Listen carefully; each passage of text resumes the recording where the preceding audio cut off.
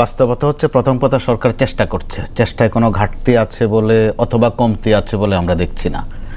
পারছে কতটুকু, প্রশ্নটা সেখানে। আবার 180 দিন 15 বছরের তুলনায় বেশি সময় নয়, খুবই কম সময়। আবার 180 দিন জুলাই আন্দোলনের 36 দিনের তুলনায় কিন্তু আবার যথেষ্ট। অর্থাৎ ভালোমন্দ আপনি নির্ণয় করেন আর না করেন, লক্ষণ বা আলামত বোঝার জন্য একেবারে কম সময় নয়। তারপর সরকার তো আপনি ভূমিকায় যেটা বলেছেন, একটা ধ্বংসস্তূপের মধ্যে ক্ষমতা নিয়েছে। কীরকম ধ্বংসস্তূপটা? রোজা মুখে ক্ষমতা নেয়া, ঠিক রোজার আগের দিন। খুব কঠিন সময় বাংলাদেশের রাজনীতিতে, রোজা পূজা এগুলো খুব কঠিন সময়। কখনো কখনো অর্থনৈতিকভাবে কঠিন, কখনো কখনো আইন শৃঙ্খলার প্রশ্নে কঠিন। তো ওই ক্ষেত্রে আমরা দেখেছি সরকার রমজান মাসে কিন্তু সাফল্য দেখিয়েছে, গত রমজান মাসে। এরপরে অল্প সময়ের মধ্যে একটা বাজেটও দিতে হয়েছে। কারণ এই ধ্বংসস্তূপের মধ্যে কথার কথা যদি ওই সময় মাননীয় প্রধানমন্ত্রী বা সংসদ নেতা অথবা বিএনপি থেকে বলা হতো ওই 72-73-এর মতো যে আগামী 1 বছর কিছু দিতে পারবো না, সম্ভবত জনগণ খুব একটা আপত্তি করতো না। কারণ বাস্তবতাটাই ওই জায়গায় ছিল। তো ওই জায়গায় সরকার চমৎকার একটি বাজেট দিয়েছে, বিরোধী দলের ভাষায় যেটা অবাস্তব বা স্বপ্ন দেখার মতো। তো সরকার তো স্বপ্ন দেখবে, যারা ক্ষমতা যায় তারা কিছু স্বপ্ন দেখে। তো ওই রকম জায়গায় সরকার উত্তীর্ণ হয়েছে। কিন্তু গত কিছুদিন থেকে ওখানে কিন্তু একটা ছেদ পড়েছে, মোটামুটি মাসখানেক ধরে আপনি বলা চলে। প্রথমতটা বাজার পরিস্থিতি, ওখানে সরকার খুব একটা কুলাতে পারছে না, চেষ্টা করছে। কাঁচামরিচ 400 টাকা কেজিতে চলে যায়। সরকার শেষ পর্যন্ত আজকে সম্ভবত ক্যাবিনেটে ওখানে শুল্ক প্রত্যাহার করেছে কাঁচামরিচ আমদানির উপর। তার মানে সময়টা কত কঠিন খেয়াল করে দেখুন। আরেকটা জায়গা হচ্ছে বিদ্যুৎ পরিস্থিতি, জ্বালানি সংকট। তো জ্বালাটা আজকে বোধহয় হঠাৎ করে একটু কমেছে। এই জ্বালাতনটা যদি কমতে থাকে হয়তো বা বিদ্যুৎ নিয়ে সরকার ভালো কিছু একটা দেখাবে। কিন্তু সরকারের কয়েকজন বিদ্যুৎ প্রশ্নে কিন্তু অতিকথন করছেন, প্রয়োজনে অপ্রয়োজনে কথা বলছেন। বিদ্যুৎ এমনিতে বিএনপির জন্য অত্যন্ত স্পর্শকাতর বিষয়, বিএনপির জন্য বিশেষ করে। বিদ্যুৎ ওভারঅল স্পর্শকাতর সংবেদনশীল বিষয়, কিন্তু বিএনপির জন্য বেশি সংবেদনশীল। এই কারণে একটু মনে করিয়ে দিতে হয় 2001 সালে বিএনপিকে অনেক বদনাম সইতে হয়েছে বিদ্যুৎ নিয়ে, চরম গালমন্দ শুনতে হয়েছে, অনেক অঘটনেরও সাক্ষী হতে হয়েছে। সেটাও ছিল পরবর্তীতে দেখা গেছে যে যেই পরিমাণে বা যেই মাত্রায় বদনাম রচনা করা হয়েছিল প্র্যাকটিক্যালি ওইটা ছিল না। কিন্তু ততক্ষণে বিএনপির অবস্থা কিন্তু তারা, অর্থাৎ তখনকার আওয়ামী লীগ কাবু করে ফেলেছে বিএনপিকে। রতন ভাইয়ের বোধহয় মনে থাকার কথা, দৌড় নামে একটা শব্দ খুব আলোচিত ছিল ওই সময় ডেমরা অঞ্চলে কনসার্টে। এরই মধ্যে আপনি দেখেন ছোট্ট একটা বিষয় তথ্যের প্রয়োজনে বলতে হয়, দৌড়ের কাণ্ড কিন্তু 2-1টা ঘটে গেছে। এই রাজধানীতে একজন জনপ্রিয় এমপি, একজন জনপ্রিয় প্রশাসক, খুব কর্মী বান্ধব, তারা কিন্তু ভুলে হোক আর শুদ্ধে হোক আর অপতথ্যে হোক আর আধা সত্য তথ্যে হোক ছোট্টখাট্ট একটা দৌড় কিন্তু দিয়ে ফেলেছেন। আবার সম্ভবত পল্লী বিদ্যুতের প্রায় 80টির মতো কেন্দ্রে অফিস থেকে সরকারের কাছে সহযোগিতা চাওয়া হয়েছে, যে কোনো সময় তারা একটা বাজে অবস্থায় পড়তে পারে। তো এরকম সময়ে যেখানে স্বয়ং প্রধানমন্ত্রী গতকাল আশ্বাস দিয়েছেন যে বিদ্যুতের প্রশ্নে শিগগিরই একটা ভালো খবর তিনি দেওয়ার চেষ্টা করছেন, কিন্তু একই দিনে আমরা দেখলাম 2জন মন্ত্রী, দুপুরে একজন, সন্ধ্যা নাগাদ আরেকজন বললেন যে না, 2 বছরের মধ্যে কিছু করা যাবে না, 6 মাস 1 বছর হবে না, 2 বছর। তো অন্তত একটা দিন পরে 2টা দিন পরে হলো এই ধরনের ভিন্ন মতটা আসলে সম্ভবত একটু সুন্দর হতো। প্রধানমন্ত্রীর বক্তব্যের সাথে বা আশ্বাসের সাথে আপনি 2001 থেকে 6 এর কথা বলছিলেন, সেই সময় যিনি মন্ত্রণালয়ের দায়িত্ব ছিলেন এখনো তিনিই মন্ত্রণালয়ের দায়িত্বে, বড় করে দায়িত্বে আছেন। এখন সেই জায়গায় তার কোনো ধরনের মানে অভিজ্ঞতা কোনো কাজে আসছে কিনা? আমরা তো আশাবাদী ছিলাম যে তিনি এই সেক্টরে অত্যন্ত অভিজ্ঞ মানুষ, দলেও পুরনো লোক, আবার ব্যক্তিগতভাবেও তিনি অত্যন্ত সম্ভ্রান্ত বংশের দক্ষ মানুষ, যে ভালো করবেন। তিনিও যে চেষ্টা করছেন আমরা দেখছি, কিন্তু ওই যে মাঝে দিয়ে যেটা আমি বললাম যে অতিকথন বা একটু মুখ পাণ্ডিত্য করা, এই প্রবণতাটা বেশি। একজন বলে ফেললেন যে বিদ্যুৎ আছে ব্যাপক, কিভাবে? যে বিদ্যুৎ স্পৃষ্ট হয়ে এতজনের মৃত্যু হয়েছে, তার মানে তো বিদ্যুৎ আছে। এটা রং তামাশার বিষয় না, কিন্তু বিদ্যুৎটা অন্তত বিএনপির জন্য, আবারও বলছি, সংসদে বলেছেন সেটা, হ্যাঁ, অন্তত একটু হিসাব করে কথা বলা উচিত। আবার আমরা বলছি গ্যাসের সংকট, তামাশা করে বলা হচ্ছে যে গ্যাসের দুরবস্থার কারণে তো চট্টগ্রামে 9 জনের মৃত্যু হয়েছে। মাত্র 3 দিন আগের ঘটনা। তো এগুলো তামাশার বিষয় না, এই ধরনের বিষয়ে কথা বলতে একটু সতর্ক থাকা ভালো। কারণ বিগত সরকারটি আপনি দেখেন শেষ 36 দিনে তো ছিলই, তার আগের কয়েকদিনও এই ধরনের হালকা কথাবার্তায় পরিস্থিতি কিন্তু যে কোনো ক্রাইসিসেই সরকার প্রধান নিজেই বলতেন। হ্যাঁ, উনি নিজে হয়তো এক বেলা বলতেন, ওবায়দুল কাদের 3 বেলা বলতেন, হাসান মাহমুদ আধা বেলা বলতেন। তো তারা একটা গদ্য পদ্য মিলিয়ে ফেলতেন। তো এই সরকারের তো ওখান থেকে শিক্ষা নেওয়ার কিছু বিষয়াদি আছে। তো এরকম জায়গায় আজকে দেখেন অর্থনৈতিক পরিস্থিতি কোন পর্যায়ে গেলে নিশ্চয়ই সরকার অনুধাবন করছে। আর এটা তো সত্য, কোনো সমস্যা আছে কিনা এটার প্রথম সমাধানের নমুনা হচ্ছে যে আপনি সমস্যাটা স্বীকার করেন কিনা। জি, এই স্বীকার অস্বীকার নিয়েও কিন্তু আমরা একটা মাঝে মধ্যে অতিকথন দেখি। তো এটা তো ভালো লক্ষণ, যেখানে প্রধানমন্ত্রী সমস্যাটা স্বীকার করে নিয়েছেন এবং সর্বান্তকরণের চেষ্টা করছেন, সেটা দৃশ্যমান। এই গেল একদিক। দ্বিতীয় দিক, মাঝে দিয়ে যারা এগুলো নিয়ে বাড়তি কথা বলছেন তারা কিন্তু প্রকারান্তরে প্রধানমন্ত্রীকে একটা বিপদে ফেলে দিচ্ছেন। প্রধানমন্ত্রী সংকট উত্তরণের জন্য রীতিমতো দৌড়াচ্ছেন বলা চলে, কিন্তু তার যে পরিষদ, যে সহযোগীরা, তাদের চলাটা অনেকটা হামাগুড়ির মতো। মাঝে মধ্যে তারা ওনার গাড়ির আগে দৌড় দিয়ে চলে যান, সত্য, এটা দৌড়ানো বলে না। আবার আসবো আমরা একটুখানি ইকুয়াল ডিস্ট্রিবিউশন করতে চাই। সহযোগী যেটা, ওই অর্থটা পূরণ করা উচিত। রতন ভাই যেটি বলছিলেন যে বর্তমান সরকার আগের সরকারের মানে যেটা ফ্যাসিস্ট সরকার ছিল তাদের অতিকথন থেকে শিক্ষা নিয়ে যে কোনো ক্রাইসিস মোকাবেলার ক্ষেত্রে সরকারের যারা সম্পৃক্ত যারা আছেন তাদের কথা বলার ক্ষেত্রে কারো সতর্ক হওয়া প্রয়োজন কিনা, 1 নম্বর। আর 2 নম্বর হচ্ছে সরকারে কিন্তু অনেকগুলো ইশতেহার বাস্তবায়ন কার্যক্রম শুরু করে দিয়েছেন এবং বেশ ভালোভাবেই সেগুলো চলছে, বিশেষ করে কৃষক কার্ড, ফ্যামিলি কার্ড। এর বাইরে হচ্ছে যদি আমি বলি যে স্কুল এবং স্কুলের শিক্ষার্থীদেরকে ইউনিফর্ম এবং হচ্ছে ড্রেস দেওয়ার যে বিষয়গুলো, এরকম আরও বেশ কিছু উদ্যোগ সরকার বাস্তবায়ন শুরু করেছে এবং সেগুলো আনুষ্ঠানিকভাবে উদ্বোধন করেছেন প্রধানমন্ত্রী। তো সব মিলিয়ে আসলে সরকারের যে প্রতিশ্রুতি ছিল দল হিসেবে বিএনপি মনে করছে কতটুকু আসলে বাস্তবতার সাথে সামঞ্জস্যপূর্ণ? এবং আমার দুই ভাই দুই পাশে কেরামন কাতিমিন। আমি তো জানি যে প্রস্তুতির এরকম মনে হয় আমার যে মাননীয় সংসদ আতিক ভাই বলার পরে, কারণ 2 দিকের অ্যাটাক তো আমি জানি। তো আমি আমার কথাগুলো বলার পূর্বে আমি আতিক ভাইকে বিনীতভাবে বলবো যে আমার কথার প্রশ্ন উত্তরটা আমি কিন্তু এখন প্রশ্ন উত্তর দিতে আসছি।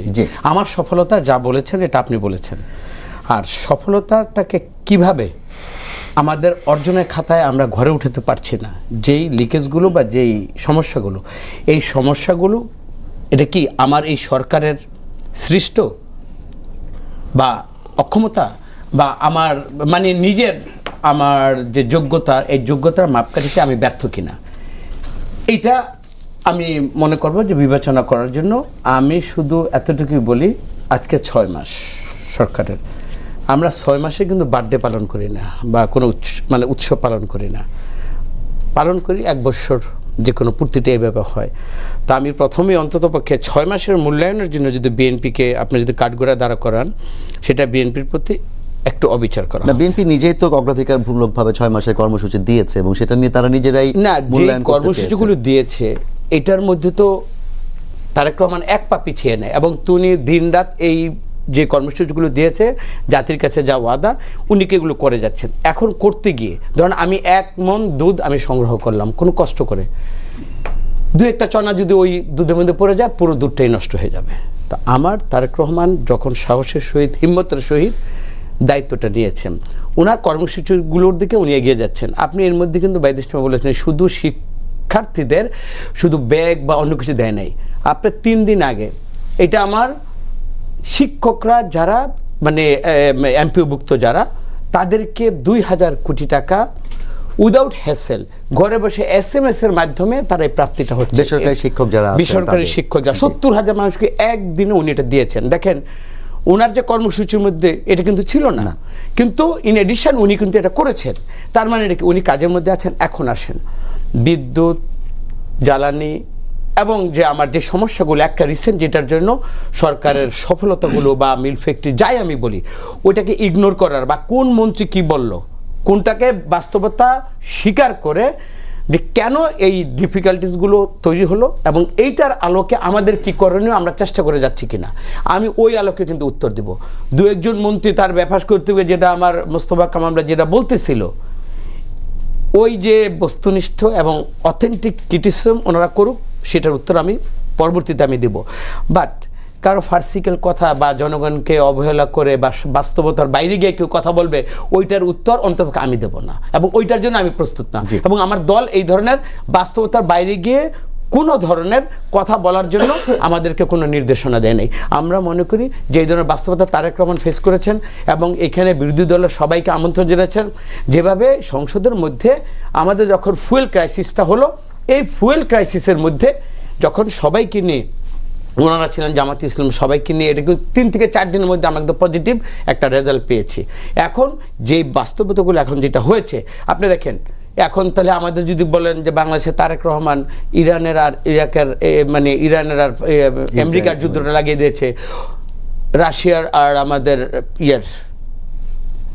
ইউক্রেনের যুদ্ধটা তারেক রহমান লাগিয়ে দিয়ে তার হরমুজ পরিণতি, এই যে সমস্যাগুলো আমাদের বাংলাদেশ সৃষ্ট, ওইটা যদি অনাকাঙ্ক্ষিত হয়ে থাকে তাহলে তারেক রহমান যেইভাবে সাহসিকতার সহিত এই ধরনের প্রতিকূলতাকে ফেস করে একটা বাংলাদেশকে একটা মিনিমাম এই ক্রাইসিস, এবং উনি কিন্তু 7 দিনের না 5 দিনের সময় নিয়েছেন। এবং দেখেন গতকাল থেকে আজকে সব জায়গায় বিদ্যুৎ গ্যাসের কিন্তু যেখানে মূল সমস্যাটা আপনি দেখেন, এই যে 2টা গ্রুপকে দিয়েছে না আপনার মানে এলএনজি, যেটা আমাদের সমস্যাটা এলএনজির, আপনি একটু গভীরে যান বা উনি একটু বলুন, ওনার একটু সাপ্লিমেন্ট আমি আগে দিয়ে রাখি। এলএনজি 2টায় যে এক্সিলারেট যেটা এনার্জি আমেরিকা দেওয়া হয়েছে এবং যেটা সামিট গ্রুপকে দেওয়া হয়েছে, তার মানে এটা কি কোনোটাইতে এই সরকারের হাতে নেই। এবং ওইখানে পরবর্তীতে এই মানে যাদেরকে আপনার কুইক রেন্টাল এবং বিদ্যুতের জন্য যে পরিমাণ ঘাটতি দিয়ে আজকে এই জায়গায় এনেছে, তাদের ব্যাপারে একটু কথা বলতে বলেন। ওই সময় আমার ভাইয়েরা কি সোচ্চারটা হয়েছে, এবং এই সরকারের মাধ্যমে এই ধরনের কোনো গাফিলতি বা এই সরকারের লোভের কারণে আজকের এই পরিস্থিতিটা হলো কিনা, এটা আমরা মানে কি একটু সেটা ক্যাপিটাল চার্জ এবং আপনার এই যে কুইক রেন্টালের মাধ্যমে বাংলাদেশে যে লোপাটটা হয়েছে, এইখানে তখন কি ভূমিকা, এবং আমার ভোলাতে যে আমার গ্যাসের যে মজুদ ছিল, এইটাকে আপনারা কোনো বাংলাদেশের মানুষকে, পৃথিবীর কোনো মানে কোম্পানিকে আপনি আনছেন এগুলো উত্তোলনের জন্য? যদি নিজের সম্পদকে যদি উত্তোলন করতেন, অন্ততপক্ষে এই এলএনজি দিয়ে ওদেরকে লাভবান করার আগে অন্ততপক্ষে আপনার উচিত ছিল নিজের দেশের সম্পদকে আহরণ করা। বঙ্গোপসাগরে আমরা এটার সঙ্গে বঙ্গোপসাগর জয় করেছি, জয় করে কী হয়েছে, আমরা কি পেয়েছি? এইখানে যা আছে ওইটার জন্য তো তুমি তো ফেসিস হাসিনা তো কিছুই করেনি। তা আমি মনে করব আমাদের যেখানে ঘাটতি আছে আমাদের অক্ষমতা, এবং আমার যদি ওইখানে যদি কোনো ধরনের দুর্নীতির যদি কোনো মানে গন্ধ পেয়ে থাকে, আতিক ভাই এটা বলুক। এবং আমি যে সমস্যার কথাগুলো বললাম, এই সমস্যার আলোকে আজকের যে সৃষ্ট যে সমস্যাটা, এইখানে তারেক রহমান তার এফিসিয়েন্সি দিয়ে এবং কতটুকু উনি চেষ্টা করে যাচ্ছে, আমি চিন্তা করি তারেক রহমানের অ্যাপ্রিসিয়েশন দিয়ে উনি ওনার বক্তব্যটা। জি রতন ভাই, আপনি তো জ্বালানির বিষয়টা খুব স্ট্রংলি ডিফেন্ড করলেন। আমি একটু বলতে চাই যে সরকারের কিন্তু অনেকগুলো, যেটা আমি শুরুতেই বলেছিলাম, বেশ কিছু সফলতাও আছে যেগুলো তিনি প্রতিশ্রুতি দিয়েছিলেন, প্রতিশ্রুতির জায়গার সফলতা। আজকে মাহাদি আমিন একটা কথা বলেছেন যেটা আমি কোট করেছিলাম, যে সরকার গণতান্ত্রিক মূল্যবোধ ও সুশাসন প্রতিষ্ঠায় আন্তরিক। এই আন্তরিকতাটা কি আসলে শুধু কাগজেই, নাকি এটা সত্যিকার অর্থে সরকার আসলে আন্তরিক? আইন শৃঙ্খলার ব্যাপারে আমার সাংবাদিক ভাই যেটা বললেন যে ইতিমধ্যে 2 জনকে আপনার উত্তরে ওই যে দৌড়সালের দিলে তুলনা দেন, আমি তো উনি তো আমাদেরকে এই মিল্টন আর জাহাঙ্গীরকে চিনে। আপনার প্রেক্ষাপটটা দেখেন তো, একটা মিল ফ্যাক্টরির মালিক তার শ্রমিককে দিয়ে এটা করেছে, তো ওইখানে 2 জন ইয়াং এবং ওই 2 জনকে উনি পার্সোনালি আমরা চিনি। তো ওরা তো ঘুরে দাঁড়িয়ে ওইখানে কি পুলিশকে দিয়ে গুলি করেছে না লাঠি চার্জ করেছে। বিএনপির আইনশৃঙ্খলা সহ মানে এই যে আমাদের পরমত সহিষ্ণুতা, এবং আমরা এতটুকুই আমরা যে সমালোচনা বা আমাদের উপরও যদি সত্যিকার অর্থে পাবলিক কোনো কারণে যদি আমাদের হোস্টাইল হয়ে আমাদের আক্রমণ করে, আমরা এই কারণটা আগে আপনাদেরকে জানতে বলবো। এবং ওইখানে যে আমরা যে একেবারে মানুষের এই একটা ক্ষোভকে আমরা শ্রদ্ধা জানি যে ওইখান থেকে যে আমরা ব্যাক করলাম, এটাকে সাধুবাদ জানাক। কারণ ওইখানে তো ওই তাদের সাথে ওই মানে মবটার সাথে বা ওই ক্ষোভের সাথে তো আমরা আমাদের শক্তি প্রদর্শন করতে যাইনি। অন্তপক্ষে এইটুক, আর ভবিষ্যতে আমার কর্মের জন্য যদি আমার দৌড় দিতে হয়, ঠিক আছে, আমি ঠিক আছে অলিম্পিকের মতো আমি দৌড় দিব। আর যদি আমি দাঁড়িয়ে থেকে মানুষের বাহবা পাই, নিশ্চয়ই কামাল বেদুক আমাদের এপ্রিসিয়েট করবে। জি রতন ভাই, আপনাকে ধন্যবাদ। আতিক মুজাহিদ, আপনাকে ছোট্ট একটা প্রশ্ন করতে চাই, সেটি মূলত আপনার দলের যিনি প্রধান নাহিদ ইসলাম আজকে একটি আগে বক্তব্যতে বলেছেন যে গণতান্ত্রিক প্রতিবাদকে হঠকারিতা বলার মধ্য দিয়ে গ্রেফতার মামলার ন্যারেটিভ তৈরি করা হচ্ছে। হবিগঞ্জে আমরা দেখলাম যেই উদ্দেশ্যে তিনি এটি বলেছেন, যাত্রাবাড়িতে আপনাদের একটি আন্দোলনকে কেন্দ্র করে, যেটার প্রেক্ষিতে প্রধানমন্ত্রী ইঙ্গিত করে বলেছিলেন যে এটা হচ্ছে জ্বালাও পোড়ার আন্দোলন আর চলবে না। তারপর পরে আমরা দেখলাম যে হবিগঞ্জে মাহাদিকে প্রস্তুতির কালে আমি আজকে নিউজটা পড়তে দেখলাম যে মিছিলের প্রস্তুতিকালে তাকে হচ্ছে আটক করা হয়েছে। তো মাহদী আমিন যেই মানে প্রতিশ্রুতির কথা বললেন কিংবা যেই উদ্দেশ্যে তিনি বললেন যে গণতান্ত্রিক মূল্যবোধ শোষণ প্রতিষ্ঠা আন্তরিক, সেখানে আপনাদের কাছে কি মনে হচ্ছে? প্রথম কথা হলো আমি রতন ভাইকে দৌড় রতন ভাই হিসেবে চিনতে চাই না, ওনাকে ভালো কাজ হিসেবে দেখতে চাই। অসংখ্য ধন্যবাদ যারা দেখতেছেন। প্রথম কথা হলো ওরা বলছে যেটা ইজ ট্রু, আমিও দেখেছি যে একটু ভেরি ইয়াং ছেলে, যার বৈষম্য আন্দোলন, যার কারণে আমরা আজকে ক্ষমতায় আসলাম। ইয়াং একটা ছেলে, ফ্রেশ, তার কি ছিল, 3 জন লোক দাঁড়িয়েছিল। আমি তো বলবো পুলিশকে লেলিয়ে দেওয়া হয়েছে যে তোমরা এরকম কেউ দাঁড়াইলে ধরবা। আমরা পুলিশ অতি উৎসাহী হয়ে করছে। অতি উৎসাহী না রে ভাই, সিস্টেম হলো কি, আমি দেখাবো যে আমি সুশীল, আমরা খুবই বিএনপি সরকার উপরে টপ লেভেলে যারা আছে, উপরে টপ, খুবই চমৎকার মানুষ, এই কোনো খারাপ কাজ করবা না। আর পুলিশকে বলেছি পিডা বেটা, ধরে নিয়ে এই কর, ভয়ে যেন কেউ কথা না বলে। দিস হোয়াট হ্যাপেনিং আমার কাছে মনে হয়েছে। এই ছেলেগুলোর কোনো অ্যারেস্ট করার কোনো কারণই নাই। 3 জন দাঁড়িয়ে আছে, বলতেছে লোডশেডিং নিয়ে সে কথা বলতেছে। কি ইস্যুটা কি? লোডশেডিং এ কি ভাঙাচুরা জলপড়া করছে? কোন থিওরিতে আপনি আটকাবেন? সো এটা ডেমোক্রেটিক জিনিসটা করা হচ্ছে। 2 নম্বর হচ্ছে মকিং করা যাবে না, এবং আমি প্রাইম মিনিস্টারের কাছে এই জিনিসটা আশা করি নেই। আরও হয়তো ভালো জেন্টেলি উনি বলতে পারতো আর কি, আমার কাছে মনে হয়েছে। আমি ওইদিকে যাবো না, আমি একটু আসি ওনাদের সফলতা 180 দিনের, কোনটা রেখে কোনটা বলবো। আইন শৃঙ্খলা যদি ধরি, আমি দেখলাম যে 1789টা খুনি হয়েছে শুধুমাত্র। নিজেদের দলের হয়েছে 134 থেকে 150টার মতো, নিজের দলের, অন্য দলের বাদ দিলাম। এবং মব করতে, এটা তো আওয়ামী লীগের একটা মব শব্দ ছিল, সেই মব ধরে বিএনপিও নিয়েছিল। আজকে দেখলাম ওনাদের ইসমাইল জবিউল্লাহ সাহেব বলছে কোনো মব চলবে না। 133টা ওনাদের মানে কাউন্টেড, আর বাকিগুলো নাই বললাম। তাহলে 180 দিনে 133টা হয়েছে আর কি। খুবই চমৎকার আইন শৃঙ্খলা অবস্থা আমরা বাংলাদেশে বসবাস করতেছি। আর জ্বালানি হচ্ছে বাংলাদেশে যে ডাল ভাত যেরকম চলে না, জ্বালানির কিন্তু এইরকম একটা বিষয়। এটা কমপ্লিটলি একটা ফেইলিওর এই গভর্নমেন্ট। কোন দিক দিয়ে? শুধু ফেইলিওর না, বরং অনেকে এখন মজা করে বলে যে লোডশেডিং বিষয়ক মন্ত্রী ওনাকে, আবার বলে অনেকে যে লম্বা লম্বা তার বিষয়ক মন্ত্রী, কি সব কথাবার্তা বলে। শুধু তাই নয়, কিন্তু বিরোধী দল কি বলে আসলে বড় ইন্টারেস্টিং, আমরা যেটা বলি, জনগণ কি বলে, জনগণের ভাষাতে মানুষ বলে। বড় ইন্টারেস্টিং হলো যে ভূতুরে বিল দিয়ে আবার থ্রেট করে জনগণকে। তাহলে হেভি সাকসেস না? প্রত্যাহার তো করেছে। এই তো প্রত্যাহার মানে কি, মানে এত চমৎকার। আবার বলবে যে আওয়ামী লীগের লোক ছিল এখানে। তা জ্বালানিটা আমাদের খুবই চমৎকার। জ্বালানিতে দেখেন দামও বাড়াইছেন, আবার কম করেন নাই তো। আপনি বিদ্যুতে 16.9% বাড়াইছেন, খুবই সাকসেস না? মানে আগে সরকারের চেয়ে। আপনি তো ভাঙাচুরার কথা বলেন, 6 মাস কিছু করা যাবে না। ইউনূস সরকার। আর আরেকটা ইন্টারেস্টিং কোটেশন দেখলাম, এক পরিচালক 28 দিন ধরে বিদ্যুৎ কেন্দ্র বন্ধ ছিল, জিজ্ঞেস করছে কি ব্যাপার, সমস্যা কি? বলছে শব্দোষ ইউনুসের কারণে এটা হয়েছে। তো এইরকম করে যদি ধরেন আপনি বিদ্যুৎ গ্যাসের দাম বাড়াইলেন, গ্যাস নাই। এবং আমি লাস্ট দিন অ্যাপেক্স ফিডওয়ারের মালিক, উনি একটা প্রেজেন্টেশন আমার সাথে এসেছিল, উনি দেখালো প্রায় 50% কোম্পানিতে, মানে যেগুলো এখন আমাদের, সেগুলোতে গ্যাস সার্ভিস দেওয়া যাচ্ছে না। আপনার প্রোডাকশন নাই, তা আপনি তো ডাউন হবে, সব কিছু ইকোনমি ডাউন হবে। তো তাহলে গ্যাসের সাথে ম্যাক্সিমাম আমাদের প্রোডাকশন জড়িত। আরএমজি বলেন, যাই বলেন, যেটা একটাই মাত্র, আমরা 82% যেগুলো আমাদের আরএমজি, সেটাও আমাদের ডাউন হয়ে যাবে। মাত্র $49 বিলিয়ন আমাদের এক্সপোর্ট, সেটাও যদি ডাউন করে দেন, আপনি কিভাবে বড় যে হোয়াইট হাতি কথা বলছেন, সরকার কি আসলে এগুলো ডাউন করতে চায় কিনা? এটা তো সরকারের। আমার কথা শুনেন, তাহলে আপনি বুঝতেছেন, আপনি তো বলছেন 180 দিন কাউন্টিং করার ব্যাপারে আপনার মিনিমাম আপনি স্টেবল রাখতে পারেন, আপনি ডাউন গ্রেডে গেছেন। আপনি তো একটা ধরে রাখতে পারতেন যে একটা খারাপ অবস্থা রেখে গেছে, এটা থেকে আমি আপনি উঠবে চেষ্টা করবো। আন্তরিকতা মানে কি, এনিওয়ে এটাকে ধরে রাখবো। ভাই একটা উদাহরণ দিল, ভাই ইরান ইসরায়েলের সাথে আমাদের কোনো ধরনের ব্যবসার সম্পর্ক নাই। এলএনজি আপনি ভাই নিজেও সবাই গুগলেই দেখা যাচ্ছে, এলএনজি আমরা নিয়ে আসি Singapore, Malaysia, Indonesia, Dubai, it's very clean. কার কাছে আমরা আউটসোর্সিং করি, আমরা সোর্সিং করি। আপনি আমাকে যদি বুঝেন ভাই ইরান ওরের কারণে আমার গ্যাস পাইতেছি না, তাহলে উদাহরণটা দেই, পার্লামেন্টে দাঁড়িয়ে আমাদের ওই সময় মিনিস্টার বলছে আগস্ট পর্যন্ত গ্যাসের কোনো সমস্যা আমাদের নাই, আমাদের পর্যাপ্ত আসতেছে। আমরা দেখলাম 2টা কোম্পানিকে 2 লক্ষ লিটার তেল আনতে দিলেন, যে নতুন কোম্পানি, সেগুলো কই গেল তাহলে?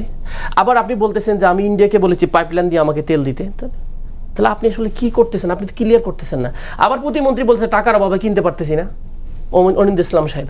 সো তাহলে আপনারা একটা হেল্পেজের সিচুয়েশনে আছেন। আপনার কম্পিটিটিভ ম্যানেজমেন্ট বলতে যা বোঝায়, গুড গভর্নেন্স বলতে যা বোঝায়, এটা তো নাই, বরং মানুষকে কটাকা করতেছেন। জ্বালানি সেক্টর গেল, বিদ্যুৎ বললাম, গ্যাস বললাম। আরেকটা কথা বলি, সরকার যে কিভাবে চার্জ বাড়াচ্ছে আপনি জানেন? কেউ জানে না।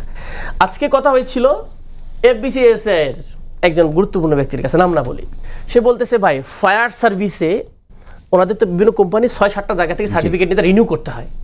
এটার ফি ছিল 1250 টাকা। এই বছর নতুন করে এই কয়েকদিন আগে, গত 2 দিন আগে করছে 12,000 টাকা। আপনি বোঝেন, একটা এই লোকটার এক ব্যবসা নাই। 2 নম্বর, আপনি 1250 থেকে 12,000 টাকা করলেন শুধুমাত্র সরকারি ফি, যেটা চালান দিতে হবে। বললো যে ভাই এডিশনাল ঘুষ তো আছেই 20,000 টাকা। তা এই লোকগুলা কোথা থেকে আয় করবে? তাহলে আপনার উপর দাম বাড়বে জিনিসপত্র, উনি যে কোম্পানি চালায়, তো জনগণ আলটিমেটলি আমার কাছে চলে আসবে। ভুতুরে বিল করে তো অনেক লোক আমাদের অবস্থা নিঃস্ব করে ফেলা হয়েছে। তা আপনি কোন সেক্টরে দেবেন? তাহলে এরকম সব সেক্টরে চলতেছে। লোডশেডিংয়ে বাংলাদেশ ইতিহাসে সবচেয়ে বড় হয়েছে। এখন আসেন প্রশাসনের ক্ষেত্রে কি অবস্থা। বাংলাদেশের নজিরবিহীন এরকম দলীয়করণ হয় নাই।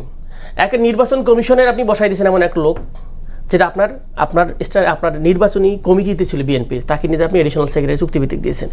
12টা গুরুত্বপূর্ণ পজিশন রাষ্ট্রে, সেখানে আপনি দলীয় লোক ডিরেক্টলি দিয়ে দিয়েছেন। আপনি বলবেন না কম্পিটেন্ট লোক, আমাদের সবাই তো কম্পিটেন্ট, অকম্পিটেন্ট কেউ না। আমি দেখলাম 109টা চুক্তিভিত্তিক নিয়ে দেওয়া হয়েছে, ম্যাক্সিমাম দলীয় লোক ডিরেক্টলি, পরিবেশ সম্পাদক পরিবেশ আপনার ফাউন্ডেশনে। এইভাবে রাষ্ট্রীয় জিনিসগুলোকে, রাষ্ট্রীয় প্রতিষ্ঠানকে দলীয় শাখা বানানোর চেষ্টা করা হয়েছে। ইট ইজ নজিরবিহীন। সরকার দল চালাতে, মানে সরকার চালাতে গেলে নিজের লোক দিয়ে চালাবেন, নিজের লোকের সঙ্গে আমি বলেন এক্সপার্টিজ মনে বুঝতে হবে যে আপনি সাংবাদিক। ফখরুল কিন্তু বলেছেন যে আলটিমেটলি তারা সবাই তার স্ব ক্ষেত্রে যোগ্য। আমি তো বললাম, উনি তো নিজেই আবার বলছে যে কিছুই চেঞ্জ হয় নাই। তাহলে উনি তাহলে কি যোগ্যতা বুঝাইতেছেন আমাদেরকে? 6 মান্থ আপনার নিজের লোক বসে আপনি চালাইতে পারেন নাই, তারপরে কি হয়েছে আপনার কাছে? সব জায়গায় 3টা করে কাজ করেছেন। দেখেন, ইভেন ডেভেলপমেন্ট ইলেক্টেড বডির সাথে আপনি এমপিদের কাছে আপনি নারী এমপি দিয়ে আবার ওখানে ডিস্টার্বিং। আপনি জেলা পরিষদের প্রশাসক বসাই দিয়েছেন, সেখানে আবার করতেছেন। আবার বলে দিয়েছেন ইন্টারনালি যে আপনার দলীয় নেতাকর্মীর বাইরে কারোর সাথে যেন সরকারি কর্মকর্তা কার্যক্রম না করে। মানে আপনি একটা কমপ্লিটলি একটা এরকম জাস্ট জাল নেটওয়ার্ক করে রাখছেন। তাহলে আপনি সব নিছেন, তা কাজ করতে পারেন না কেন? You have to do it. 6 month is a big thing. আপনি মিনিমাম চেঞ্জ তো আনতে পারতাম, আমরা দেখতে পারতাম যে চেঞ্জ হয়েছে, দুর্নীতি কমছে। মিনিমাম কমছে কি কমছে আমাদের বলেন? একটা জিনিস বলেন যে যেখানে আমরা আপগ্রেড করছি। আপনি বলেন প্রতিশ্রুতি, কিসের প্রতিশ্রুতি? Pilot projecting. একটা উদাহরণ দিই, ভেরি ইন্টারেস্টিং। আপনি একটুকে বলতেছিলেন যে কয় লক্ষ লোককে আমরা দিলাম, 3 লক্ষ লোক টিচারকে বেসরকারি না। ইন্টারেস্টিং। নর্মালি টাকা পাওয়ার কথা, আমার বাবা টাকা পাওয়ার কথা ধরেন মানে 20 লাখ টাকা। এখন বলতেছি গভর্নমেন্ট কি জানেন, প্রতি বছর 1 লাখ করে পাবেন গ্রাজুয়ালি। শব্দটা কি? গ্রাজুয়ালি। তার মানে আপনি 20 লাখ টাকাতে 20 বছরে পাবেন।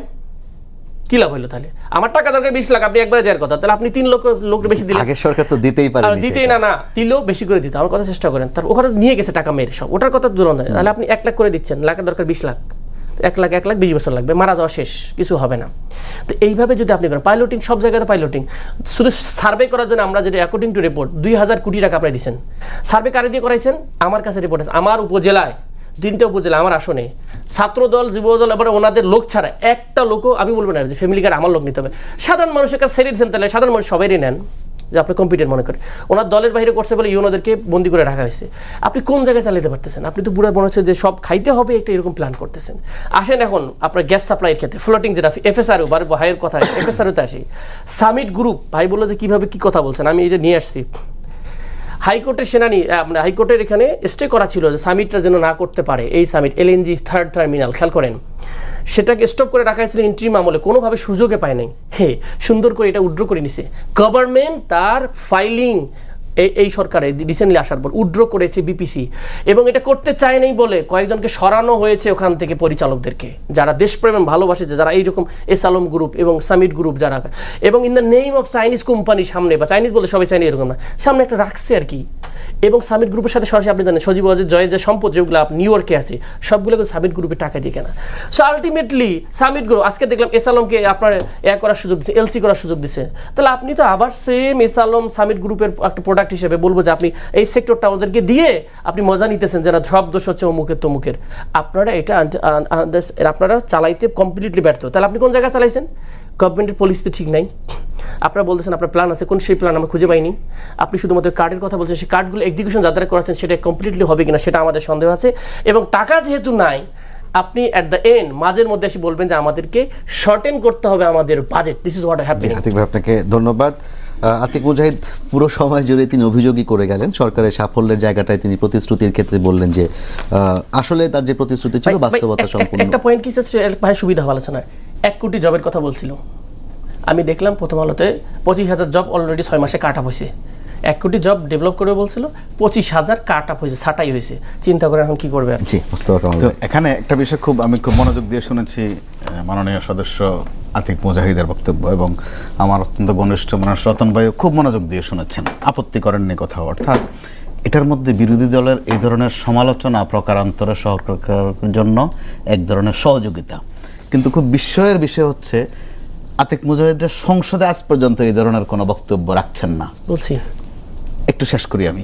মাননীয় প্রধানমন্ত্রী কিন্তু শুধু প্রস্তাব চাননি, বিশেষ করে জ্বালানি এবং বিদ্যুৎ খাতে বিরোধী দলের যদি কোনো পরিকল্পনা শব্দটাই তিনি ব্যবহার করেছেন। যদি কোনো পরিকল্পনা থাকে সেটাও যেন আপনারা দেন, কিন্তু আপনারা এখনো দিয়েছেন বলে আমার কাছে কোনো তথ্য অনলাইনে নেই। দিয়েছি, না, 10 প্রেসিডিং করে দফা দিয়েছি। পরিকল্পনা হ্যাঁ, দিয়েছে 10 দফা জামায়াত, জি। দিয়েছেন। তো ওখানে সংসদে কিন্তু এই বিষয়ে আপনাদের বয়ানটা এরকম স্পষ্ট নয়। এমনটা যদি হয়ে থাকে যে ঠিক আছে সরকার সমালোচিত হচ্ছে, সংক্রামিত হচ্ছে, বিপদেও পড়ছে, একটু মজা দেখি, এরকমটা হয়ে থাকলে কিন্তু ওই দায় থেকে আপনারাও মুক্তি পাবেন না। কারণ আমরা বলছি রূপান্তরিত বাংলাদেশ, বলছি পরিবর্তিত বাংলাদেশ, ওই ক্ষেত্রে সরকারের যেমন 180 দিন হয়েছে, আপনাদেরও তো 180 দিন হয়েছে। আপনাদের অ্যাচিভমেন্ট কি ওইটাও কিন্তু মানুষ তাদের মতো করে একটা বিচার বিবেচনা করছে। তো সরকারের চেষ্টাগুলো কিন্তু দৃশ্যমান।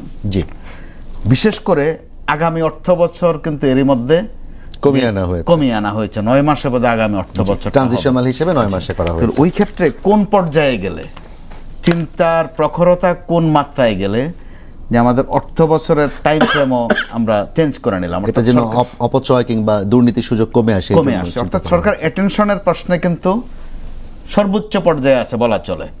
এখন বিতর্ক থেকে যাচ্ছে যে নিজ দলকে বেশি প্রায়োরিটি দিচ্ছি কিনা। একটা রাজনৈতিক সরকার, সে তার দলকে প্রায়োরিটি দিবে। আর সরকার যে সামাজিক নিরাপত্তা বিষয়টাকে বেশি গুরুত্ব দিচ্ছে এটাও পরিষ্কার। তো কাজটা শুধু 2 শব্দে আমরা বলে ফেলছি সামাজিক নিরাপত্তা, কিন্তু কাজটা খুব কঠিন। ওখানে দলকে ইনভলভ করতে হয়। দলকে ইনভলভ করা ছাড়া আপনি যে ফ্যামিলি কার্ড বলেন, হেলথ কার্ড বলেন, কৃষি কার্ড বলেন, এগুলো আসলে সুন্দরভাবে সম্পন্ন করা যাবে না। তো সেই ক্ষেত্রে আপনারা ত্রুটিগুলো ধরিয়ে দেন, প্রয়োজনে সুনির্দিষ্ট শুধু ত্রুটি নয়, পরিকল্পনাও দেন। কিন্তু ওই ক্ষেত্রে আপনাদের মধ্যে কিছুটা কার্পণ্য যেমন খেয়াল করবার মতো, আবার অতি কৌশলও মাঝে মধ্যে আমরা কিন্তু খেয়াল করছি। তো বাংলাদেশ যখন আমরা নতুন বাংলাদেশ চাইবো, পরিবর্তিত বাংলাদেশ চাইবো, ওই ক্ষেত্রে সরকারকে আপনারা যেমন সহযোগিতা দিবেন, সমালোচনাও করবেন, নিজস্ব পরিকল্পনাটাও শেয়ার করতে পারেন। আমরা কিন্তু একটা নমুনা ভালো দেখছিলাম, কেউ কেউ সমালোচনা করেছেন যে আপনারা একটা ছায়া বাজেট দিয়েছেন, এটাও কিন্তু ভালো লক্ষণ। দিয়েছি আমরা তো। রাষ্ট্রপতি নির্বাচনের প্রার্থিতা দিয়েছেন, এটাও কিন্তু ভালো লক্ষণ, যে অন্তত নির্বাচনের একটা একটা চর্চা থাকুক। কিন্তু মাঝে মধ্যে আমরা যেটা দেখি, এটা যদি অপেক্ষায় থাকেন যে সরকার ফেল করবে, আরেকটা কি যেন বিপ্লবের কথা বলছেন, বিপ্লব মানুষ এত বেশি পছন্দ করে না, শুনতে ভালো লাগে। সরকারকে কি যেন আপনাদের আমির সাহেব, তিনি সাধারণত কোমল ভাষায় কথা বলেন, কিন্তু একটা শব্দগত কয়েকদিন ব্যবহার করছেন বেশি বেশি, জামাতের আমির, বিরোধী দলীয় নেতা, যে আঙ্গুল চুষবো নাকি। এটা কিন্তু আবার যায় না ওই মাত্রায়, ওনার যে চর্চা, যে শালীনতা যায় না। তো এরকম অবস্থায় দেখেন আমরা আরও ছোট্টখাট্ট কতগুলো বিষয়ের মধ্যে পড়ে যাচ্ছি। প্রায় প্রত্যেক দিন আমাদের সামনে আসছে ছোট্টখাট্ট বিষয়। একটা শব্দ ব্যবহার করি, বোমা সদৃশ, জি, বোমার মতো বস্তু। এর মধ্যে ছোট্টখাট্ট কয়েকটা কিন্তু ঘটে গেছে, খুব একটা গুরুত্ব দিচ্ছি না আমরা। এর মধ্যে আবার আল কায়েদার ফাংশন এসেছে। সরকারে যারা থাকেন তাদের জন্য এগুলো বিব্রতকর, কিন্তু খুবই বিব্রতকর। এই বিষয়ে হ্যাঁ বলাও বিপজ্জনক, না বলাও বিপজ্জনক। আজকে কিন্তু স্বরাষ্ট্রমন্ত্রী এই বিষয়ে কথা বলতে হয়েছে। তো এই কথাটাও বা কে কীভাবে নিয়েছেন যে আল কায়েদার এটা অনুমান নির্ভর তথ্য। তো তথ্য তো বাজারে বিস্ফোরণ ঘটে গেছে, জাতিসংঘের চলে এসেছে। আবার আপনি নমুনা দেখেন, আগের জঙ্গি কার্ডের ফয়সালা আজ পর্যন্ত শেষ হয়নি। কে জঙ্গি, কোনটা বানোয়াট জঙ্গি, কোনটা নাটক। এরই মধ্যেই ঢাকার পাশে যেটা ঘটছে, ওখানে আমরা পাশে দেখেন কি দেখলাম, মসজিদের মাঠ, খেয়াল করুন লোকেশন, সাথে কি বোমার সাথে কোরআন শরীফ, খুব সিগনিফিক্যান্ট। কিন্তু আবার বরিশাল অঞ্চলে যেটা, সেটা আদালতের সামনে। এর মধ্য দিয়ে আমরা কিন্তু একটা ছোট্ট পরিসরে খুব বাজে নমুনা দেখছি। এগুলো বোধহয় খুব দ্রুত সরকার একটা ফয়সালা আসা উচিত। বক্তব্য যেমন পরিষ্কার করা উচিত, এগুলোরও ফয়সালা আসা উচিত। কিন্তু আপনারা রাজনৈতিক বিরোধে গিয়ে যেভাবে এক পক্ষ আরেক পক্ষকে যেসব শব্দে, যেসব বাক্যে আক্রমণ করছেন, এগুলো সুবিধা নেওয়ার শক্তি কিন্তু বাংলাদেশে আছে। এরই মধ্যে জামাত বলছে যে সরকারের কাজে তারা ফ্যাসিস্টের আচরণ দেখছে। সরকার বলছে জামাতের কথায় তারা ফ্যাসিজম দেখছে। অর্থাৎ কারো কথায় ফ্যাসিজম দেখা যাচ্ছে, কারো কাজে ফ্যাসিজম দেখা যাচ্ছে। যোগফল হচ্ছে যে একটা ফ্যাসিবাদী আচরণে কিন্তু আবার মানুষকে দেখতে হচ্ছে। এটা বোধহয় আপনাদের কারোর জন্যই শুভবার্তা দিচ্ছে না। ভাই, আমরা একটু যেতে চাই রতন ভাই। সরকার এবং বিরোধী দল আসলে যে জাতীয় ইস্যুগুলো, সেই ইস্যুগুলোতে আসলে একসাথে কাজ করতে পারছে কিনা, কিংবা এই 180 দিনে যেটা হলো, এখানে আপনারা কি বিরোধী দলের সহযোগিতা পেয়েছেন কিনা জাতীয় ইস্যুগুলোতে, যেমন জ্বালানি সম্পদ কিংবা যেই ধরনের এক্সট্রিমিস্ট হুমকি, সেই ধরনের হুমকিগুলোর ক্ষেত্রে, নিরসনের ক্ষেত্রে? বাস্তবতায় সো ফার সো গুড। পার্লামেন্টের 2টা সেশন গেল, ওনাদের আপনাদের আমির বলবো না, আমার আমির কেন, বিরোধী দল আচ্ছা আচ্ছা বিরোধী দলের আমির, যাই হোক, ওনার ওই যে সুশীল ভালো ভালো কথা বলেন, শুধু তো উনি মানে শুনেছে আঙ্গুল চশমা নাকি, এইটা ওনার পোশাক মানে লেবাসের সাথে অ্যাকচুয়ালি যায় না। আমরা ওনাকেও তো হ্যাঁ যেভাবে আমরা চিন্তা করি, মানুষ যেভাবে চিন্তা করে, এই পর্যন্ত ওনার ভাবমূর্তি যেভাবে উনি তৈরি করেছে, কোনো সার্কামস্টেন্সেসে উত্তেজিত হয়ে এই কথাটা ওনার মুখে যায় না। শুধু এটা বলেছে কামাল ভাই না, কয়েকদিন আগে বলেছে যে তসতস করে দিতে হবে। তো তসতস শব্দটা তো এটা জানি না তসতস কীভাবে করে বা শক্তি প্রয়োগ করে নিশ্চয়ই করা হয়। তো যাই হোক, এটা আমাদের কারো কাছ থেকে কিন্তু, এটা ইভেন তো আমাদের কাছ থেকে কিন্তু মানুষ এই পর্যায়ে আর যেতে চায় না। এটা হলো মুদ্রা কথা। এখন আমি ওই পর্যায়ে, আমি শাসক দলে থেকে, শাসক না দায়িত্বশীল একটা সরকারে থেকে আমি ওই পর্যায়ে যাব কিনা, আর ওনারা আমাদেরকে ওই পর্যায়ে যেতে বাধ্য করবে কিনা। ওনারা ছিদ্র অন্বেষণ করে, ওরা দড়িকে ওনারা সাপ বলবে, কাশিকে ওনারা যক্ষা বলবে, এটা তো বলবে, এটা বিরোধী দলের কাজ। এটাতে আমরা অন্তত অতটুকু সহনশীলতা বা রাজনৈতিক যে কালচার, ওই কালচারের মধ্যে এই সহনশীলতাটা আমরা কিন্তু মেনে নিই। কিন্তু একটা কথা চিন্তা করি, মনে করেন যে আমাদের এই যে হিমালয় পাহাড়, এই পাহাড়টা সরকারি দল তারেক রহমান, এনসিপি, জামাত ইসলাম সবার সামনে কিন্তু এই পাহাড়টা সত্য। এটাকে অতিক্রান্ত করতে হলে সক্ষমতা যেরকম দরকার, ডিটারমিনেশন দরকার, প্রত্যয়ী মনোভাব দরকার। আমি যদি এই পাহাড়টা যখন সরকারি থেকে যখন এটা উঠতে চাবো, আমার একটা কষ্ট, ওনাদের কিন্তু সেম কষ্টটাই হবে। আমাদের সামনে যে ধ্বংসবাস আমরা পেয়েছি, তার একটা আমাকে প্রথম সাধুবাদ দিতে হবে। মানুষ তো সাহসই নেয় না, কিন্তু সাহসটা নিয়েছে। এখন আমরা যদি ব্যর্থ হই, এই ব্যর্থতার মধ্যে দিয়ে ওনারা কোনো এরকম কোনো সুসংবাদ পেয়েছে, অর্থনৈতিকভাবে হোক, বৈদেশিক সাহায্যের মাধ্যমে এই দেশটাকে টেনে তুলতে, ক্রেম দিয়ে টেনে তুলে, ওনাদের কাছে এরকম কোনো মানে আলাদিনের চেরাক আছে কিনা আমি জানি না, যে চেরাকের মাধ্যমে আমি একটা জাতিকে একটা সুস্পষ্ট দিক যে ও পারে না, দেখো আমি এবার পারবো। তো এরকম যদি পেরে থাকে, এইটাও মনে করি গণতান্ত্রিক যে সংগ্রামের যে এবং নির্বাচন, এটার জন্য একটা অপেক্ষা থাকতে হয়। কিন্তু এখনো যদি একটা সরকারকে আপনারা সবচেয়ে বেশি ফোকাস দেওয়া উচিত, উনি যে কথাগুলো বলবে, যদি কোনো মন্ত্রী তার দায়িত্ব পালনের ক্ষেত্রে ব্যর্থ হয়, ব্যর্থ হওয়ার পরে যদি মানে যেটাকে বলে অহেতুক একটা সমালোচনা বা বাস্তবতা স্বীকার না করে সমাধানের দিকে না গিয়ে এই যে কথাগুলো বলা, এই অতিকথনটা, এটা আমারও বন্ধ করা উচিত প্রথম এটা। আর তারেক রহমানকে আমাদের ফোকাস দেয়, উনি যা করতে চাচ্ছেন, আমি মনে করি ওনার কাজের মধ্যে, ওনার চিন্তার মধ্যে, ওনার স্টেপগুলোর মধ্যে এরকম কোনো এখনও ত্রুটি আমরা খুঁজে পাই নাই। নিশ্চয়ই ওনারাও এই কথাটা স্বীকার করবে। আমরা পার্লামেন্টের আমরা যখন অধিবেশনগুলো দেখেছি, ওনাদের বক্তব্যের মধ্যে দিয়ে অ্যাপ্রিসিয়েশন এবং টেবিল চাপড়িয়ে যে পরস্পরের প্রতি শ্রদ্ধাশীল এবং পরস্পরের প্রতি যে একটা মমত্ববোধ, শ্রদ্ধাবোধ, যেটা এটা আমরা দেখেছি। এই তো আমাদের 20 তারিখে আবার অধিবেশন শুরু হবে, প্রেসিডেন্ট ইলেকশন। দেখেন ওনার তো নির্ঘাত জানে যে ওনাদের রেজাল্ট কী হতে পারে। তারপরে দেখেন একটা কালচার, ওনার একটা মানে একজন প্রার্থীকে দিয়েছে, অন্তত এইখানে তো সাধুবাদ দিতেই হয়। আর যাই হোক, যে আবরণের মধ্যে এখানে যে প্রার্থী দেয়, উনি একজন সম্মুখ সারির প্রত্যক্ষ একজন মুক্তিযোদ্ধা, জিয়া রহমান সাহেবের সদস্য করেছেন। তো এই যে দেখেন, এগুলো তো ভালো দিক। অন্ততপক্ষে আমরা এই ভালো দিকের মধ্যে আমরা এখনই কোনো কাদা ছড়াছড়ি বা এমন কোনো পর্যায়ে আমরা না নেই।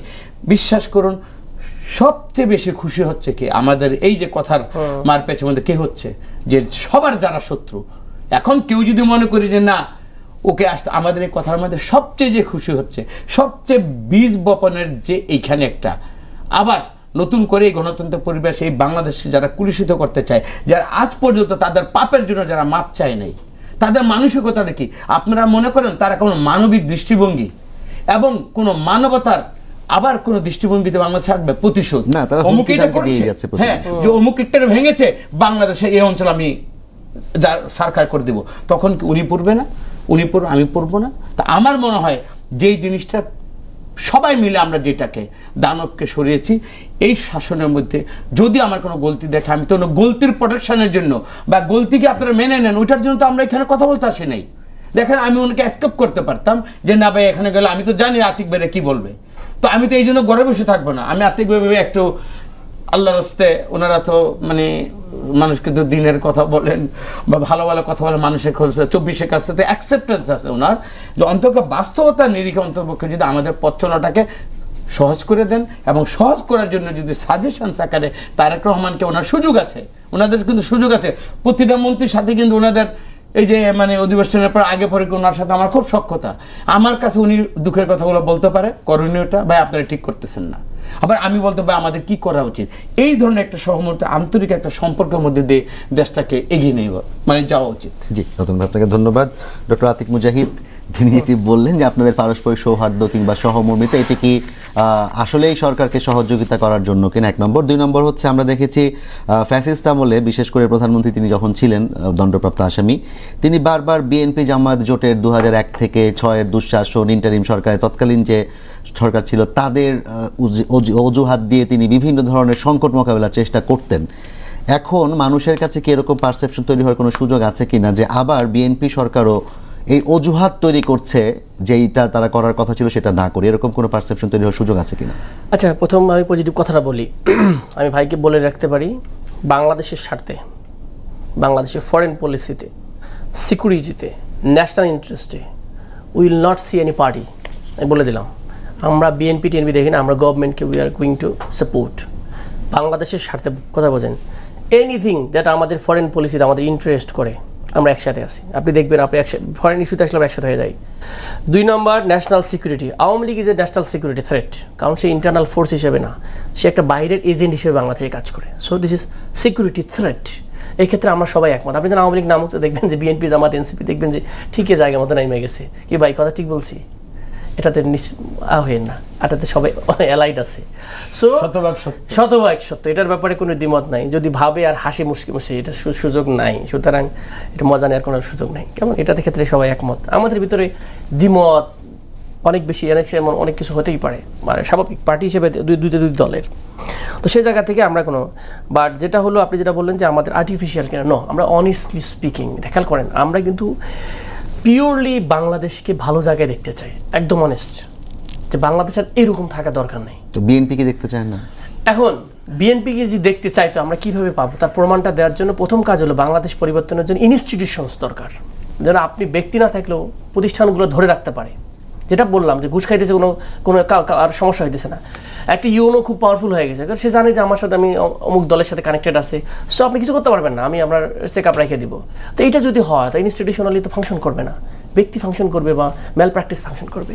সুতরাং ইনস্টিটিউশনাল রিফর্ম যেটা সুযোগ ছিল, সেটা বিএনপি মিনিমাম কমিটমেন্ট রাখেনি। এবং ওনাদের 31 দফা ওনারা যেটা নিয়ে খুবই গর্ব করে, সেটা এখন বলে না কিন্তু, কারণ ওখানেই বলা আছে ডেমোক্রেটিক ওয়ে ছাড়া কাউকে প্রশাসক নিয়োগ দেবেন, ওরা ভায়োলেট করছে। আমরা কমিশন করবো, সংস্কার করবো, ভায়োলেট করছে। তো অনেক বিষয় যেটা আমরা, এবং গুম কমিশন নতুন যেটা দিছে, ভাই এটা অ্যাকসেপ্টেবল না। আপনি মাইরে আপনার কাছে আমি যদি তদন্ত চাই, হবে? এটা যদি প্রস্তাবনায় দেন আপনি ড্রাফট নতুন আইনে, হাউ কাম?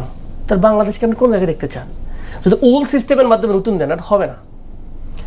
আপনি এই জায়গাগুলো, মেজর জায়গাগুলো বুঝতে হবে। আর একটা ইস্যু আমাদের এড়ায় যায় আলোচনা থেকে, আমাদের একটা বড় গুরুত্বপূর্ণ বিষয়, আমি রিসেন্টলি ক্যাপাস্টন কোর্স করলাম এনডিসিতে। আমাদের সবচেয়ে বড় সিকিউরিটি থ্রেট হচ্ছে রোহিঙ্গা, মায়ানমার। এই ইস্যুটা আমরা কেউ খেয়াল করি না। FDMN যারা ফোর্স ডিসপ্লেস, যে মায়ানমার যারা আছে, ভাই প্রতি বছর 43,000 লোক বাড়তেছে। কেন ইমাজিন, 15 লাখ আসছে, আগে ছিল 2 লাখ, এরপর 43,000 জন্মগ্রহণ করলে গত 7 বছরে কত হাজার বৃদ্ধি পেয়েছে, মোটামুটি 18 লাখ হয়ে গেছে। ইট ইজ কাইন্ড অফ আমাদের জন্য এটা একটা অগ্নিগৃহীর মতো।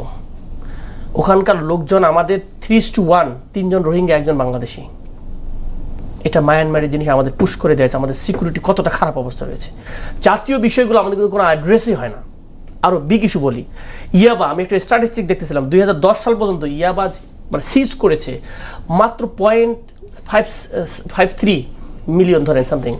এখন সেটা শুধুমাত্র গত কয়েক বছরে ধরছে 43 মিলিয়ন, জাস্ট ধরে ফেলছে।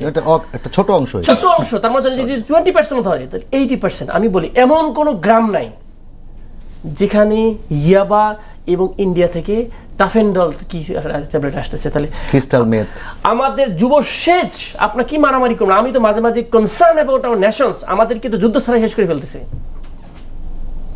ইট ইজ বিগ ইস্যুস, যারা ন্যাশনাল জ্বালানি যেরকম ইস্যুস, প্রতিটা ফ্যামিলিতে অসন্তুষ্টি। আপনি খেয়াল করেন, ইয়াবার সাথে কি সম্পর্ক? মারামারি, কাটাকাটি, ধর্ষণ, মারামারি, যত কিছু আছে কারণ এ তো অ্যাবনর্মাল থাকে, সেই ফ্যামিলিটা শেষ।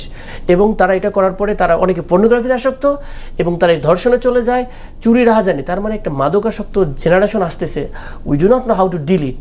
আর আমরা আছি ছোট ছোট বিষয়গুলো নিয়ে। আমি মাঝে মাঝে আমার আফসোস লাগে যে আমরা ন্যাশনাল ইন্টারেস্টটাকে আমাদেরকে কেউ কেউ যেন বাইপাস করে দিচ্ছে কিনা। যখন বললেন দেশ, আমার যেটা কনসার্নের জায়গা, ভাই যেটা বলছিলাম, বাংলাদেশকে আনস্টেবল করার জন্য দেশে এবং বিদেশে কিছু লোক আছে, এবং বাংলাদেশে আত্মমর্যাদাশীল থাকলে তাদের ইন্টারেস্ট সার্ভ হবে না। সো এটা আমি খুব ভালো মতো বুঝি।